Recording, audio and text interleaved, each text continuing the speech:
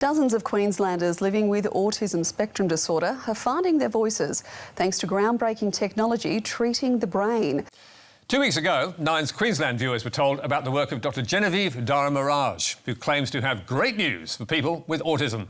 After intensive sessions using new digital therapies under the supervision of Brisbane's Dr Genevieve Daramaraj, Halo Lee is now one of 33 patients turned verbal. Yes, red lasers from something that looks like Doctor Who's sonic screwdriver pointed at a child's head, somehow bringing speech to the non-verbal.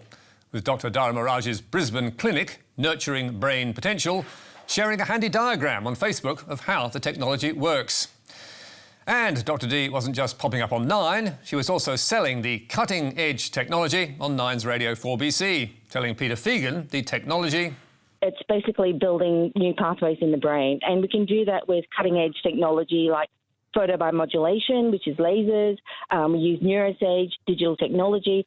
And on 7 Sunrise, the on-screen graphics told us about the laser therapy wonders and how light and laser activates the brain and body's healing capabilities, with the doctor going on to tell Sunrise viewers too about that incredible tech. The things that we're using as well is cutting-edge technology like photobiomodulation, and we're stimulating the brain. So, who is Dr Daramaraj? A leading expert on the brain, autism and neuroscience? No. She's a chiropractor. Something that 9, 7 and 4BC forgot to tell their audience. But 9 at least did have a leading international health specialist to back her up, explaining... Once we find the area of the brain that's weak, we stimulate these areas and basically build up these networks. And is he an expert in autism, the brain and neuroscience?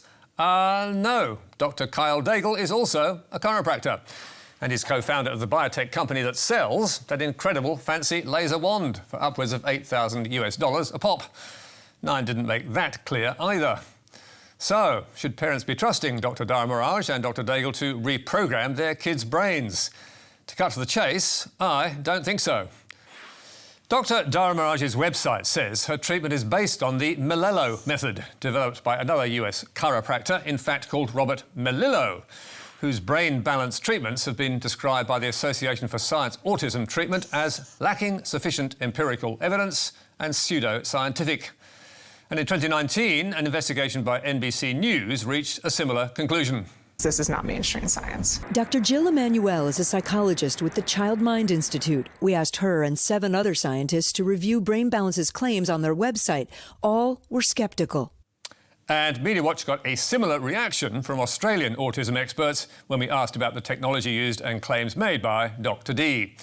With Andrew Whitehouse, a professor of autism research at the Telethon Kids Institute, telling us... There is no credible science that demonstrates any clinical effect of red light laser therapy in supporting autistic children and their families.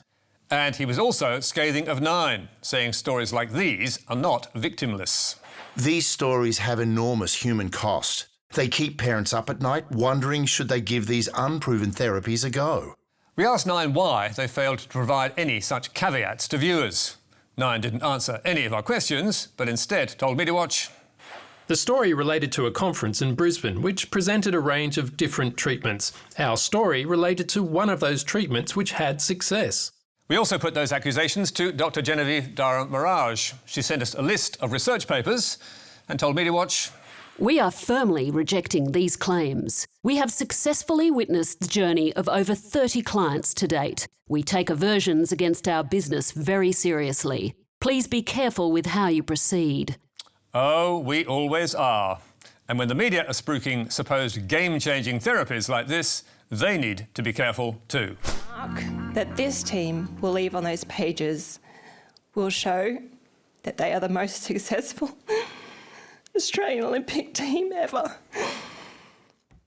Hello, I'm Paul Barry. Welcome to Media Watch and to Australia's best ever games, finishing 4th on the medal tally and giving the media a good news story for the ages. Thanks largely to Australia's female athletes, who won 13 of our 18 gold medals. But it was also a good games for Nine, which paid $305 million for exclusive Olympic rights out to Brisbane 2032, and which has already got almost half that money back from the Paris Games alone. But in the midst of all the glory came one sorry scandal. An Australian Olympic hockey player, Tom Craig, has issued a public apology after being arrested for buying cocaine. And what happens when you get a player from the national team called the Kookaburras busted for buying 1 gram of cocaine? Front page puns and humiliation, especially from the media who'd been shut out of the Olympic events. Arrest of a Kookaburra. Kookaburra drug bust. Kookaburra. Which Seven's The Nightly then twisted into Crookaburra.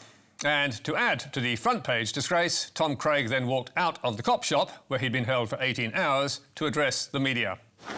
An Olympic walk of shame, earning Tom Craig as much attention from the cameras as a gold medalist. I made a terrible mistake. I take full responsibility for my actions. With reporters also rushing to the scene of Craig's arrest. At about 12:30 in the morning, where Tom Craig's Olympics started to unravel. It is in the heart of Paris's red light district, because just around the corner is the famous Moulin Rouge. So, did the French police throw the book at him? No, he was given an admonishment, the equivalent of a warning. But that didn't stop it being major news, because the next best thing to Olympic glory is a dose of Olympic shame. Can you tell us a bit more about what happened last night? Who else were you with last night? Tom, was the cocaine for yourself or for yourself and teammates as well? And with that, Tom Craig was bundled into a van and scoring another bad pun from Fox Sports. One Kookaburra clearly aware this is no laughing matter. Matt Cunningham, Fox Sports News. But let's leave the Olympics and come back home to a new terror warning from ASIO. Tonight, Australians told to be aware but not afraid. An unnerving warning from our top spy agency that a terror attack is now probable. That being a more than 50% chance in the next 12 months. Australia's been at this level before, back in 2014, during the height of the Islamic State.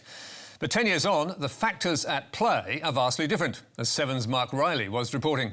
The threat no longer radical religious terrorism, now politically motivated, angry, disengaged young males, often mentally unwell, using internet misinformation and conspiracy theories as motivation. With political polarisation, personal grievance and intolerance all playing a role in what's being called a global erosion of civility and respect, and normalisation of intolerance, hatred and violence, like the UK is experiencing now. And it's no surprise where Mike Burgess was pointing the finger. The challenge is exacerbated by the internet and social media. But Mike Burgess wasn't only blaming the internet and social media's stunning capacity to spread hate and misinformation. He also told Monday's press conference, "This is really a matter for everyone, community leaders, politicians, the media. Watch your words, because there's a direct correlation between inflamed language, inflamed tension and violence, something we all own." Now, surely that's something the media would want to report on. That sensationalist reporting on politics, religion or immigration is dangerous, and that words do indeed matter. But no, instead it was social media, not the mainstream media, who got all the blame in headlines, articles and editorials around the country. With the Australian's editorial highlighting the potency of social media in inflaming violent extremism, while Melbourne's Herald Sun declared, social media platforms must combat the hate speech, the unchallenged conspiracy theories and incitements to violence that could so easily explode here.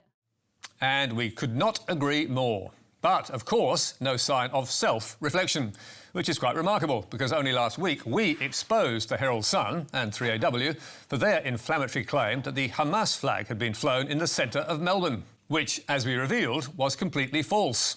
And the paper has still not owned up to its reckless mistake, although it has finally taken the story down.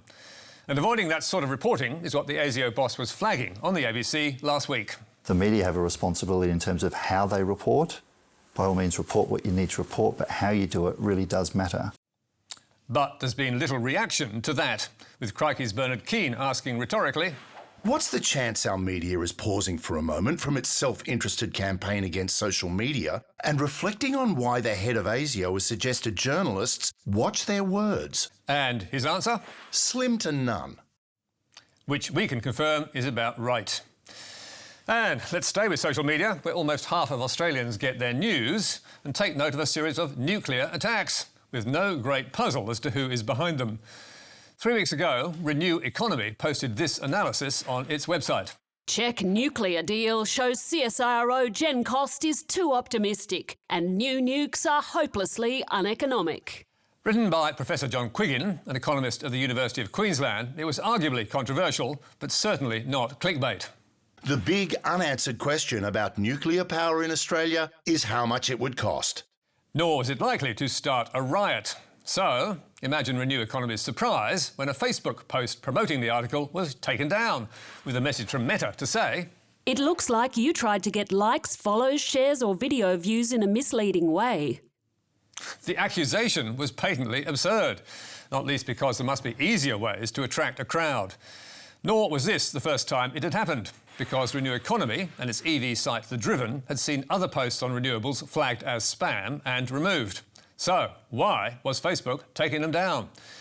Renew Economy tried to find out, but without success. And so did we, sending a list of questions to Facebook's owners Meta, but getting no reply.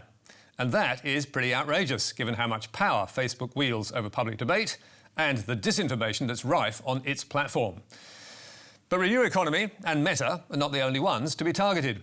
Last month, the Climate Council posted this video on nuclear power to TikTok. The Coalition's nuclear energy scheme is a smokescreen for their commitment to coal and gas that sets up for a more dangerous future. And then saw it removed for, quote, community guidelines violations of integrity and authenticity, whatever that may mean. Only for TikTok to put the video back up without explanation after the council appealed. And shortly afterwards, the Australian Conservation Foundation made it a three-peat when its account on X was suspended due to a user report with a message to say the ACF was, quote, violating our rules against evading suspension. Another weird explanation, with nuclear power and a tweet of this lame video skewering Peter Dutton apparently triggering the action. Apart from being the most expensive option, nuclear is also what? Unpopular. Unpopular, slow and dangerous.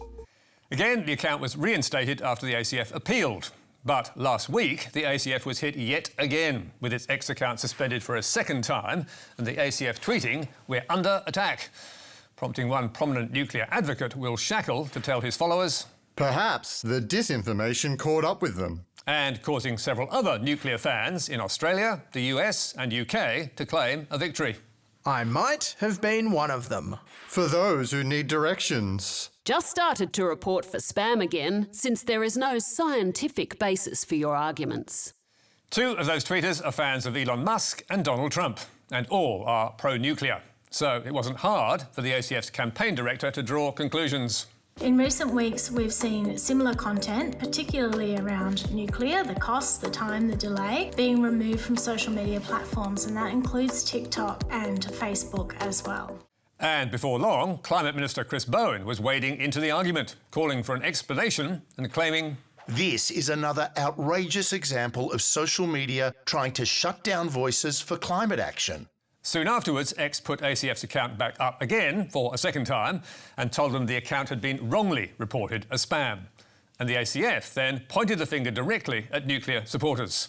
Now, there's only one reason why this could happen, and that is people report bombing us. That is, reporting our content that they don't agree with as spam, and then it trips the automated systems for the social media platforms, and it results in our removal. So, how many complaints does it take to get posts removed or accounts suspended? And is any human judgment involved? We put those and several other questions to X, but surprise, surprise, got no reply. Now, let's not forget that when Musk took over Twitter in 2022, he reinstated several accounts that had been banned for disinformation and sacked most of the people who policed the platform. So X now appears to rely entirely, in the first instance, on machines and algorithms which can be easily gamed. And it's pretty clear that some pro-nuclear supporters have been doing just that and trying to silence debate. And that Elon Musk, who champions free speech, has allowed them to do it. We think X needs to stop this happening in future, and if they can't or won't, governments need to work out how to make them. That's all from us for tonight. Don't forget Media Bites on Facebook, YouTube and Instagram. But for now, until next week, goodbye.